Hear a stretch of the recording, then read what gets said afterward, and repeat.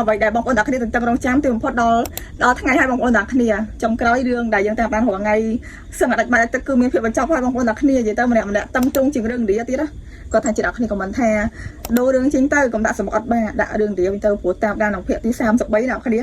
អូយរឿងនេះគឺវែងខ្លាំងមែនតើនៅក្នុងក្រុមរបស់ធីមគឺអត់ដែលមានប្រវត្តិសាស្ត្រទេអ្នកគ្នាសំខាន់គឺបងប្អូនគាត់ដឹកនាំឲ្យអ្នកមើលនឹងតឹងចិត្តតឹងទ្រង់ខ្លាំងមែនតើការសៀរបស់គាត់អ្នកគ្នាឃើញអត់អ្នកដែលសៀក្នុងវីដេអូនេះត្រឹមតែរយៈពេល3ម៉ោងអ្នកគ្នាសៀនឹង 4K សំខាន់អ្វីដែលគួរចាប់អារម្មណ៍គឺអ្នកមើលនេះគឺគាត់តឹងចិត្ត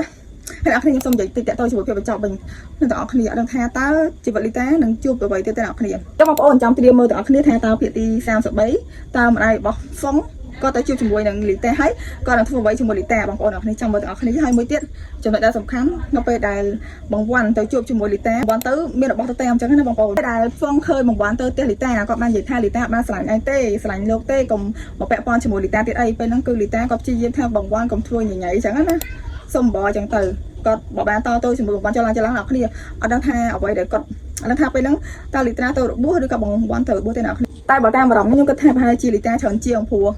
មានវគ្គមួយបងប្អូនអ្នកគ្នាមានបងប្រុសម្នាក់ចាគាត់បានចូលទៅខមមិនថាបងវ៉ាន់តើគាត់ទៅចាប់បងវ៉ាន់បានអញ្ចឹងទៅអ្នកគ្នាធំតាប៉ូលីសធម្មតាចាំបានទេតើអ្នកយ៉ាងស្អាតធំទីអញ្ចឹងណាបងប្អូនអ្នកគ្នាសង្ឃឹមថានៅពេលអ្នកគ្នាបានមើលរឿងចប់ហើយនឹងសុខចិត្តហើយក៏កុំខឹងពួកគាត់ឲ្យអ្នកគ្នាព្រោះគ្រាន់តែការសម្ដែងហើយពួកគាត់ធ្វើឲ្យអ្នកគ្នានឹងជក់ចិត្តជាមួយនឹងគាត់អញ្ចឹងណាហើយកុំភ្លេចទាំងអស់គ្នាថាតើជីវិតលីតានឹងជួបរឿងអ្វីហើយបងប្អូននឹងជួបរឿងអ្វីអ្នកគ្នា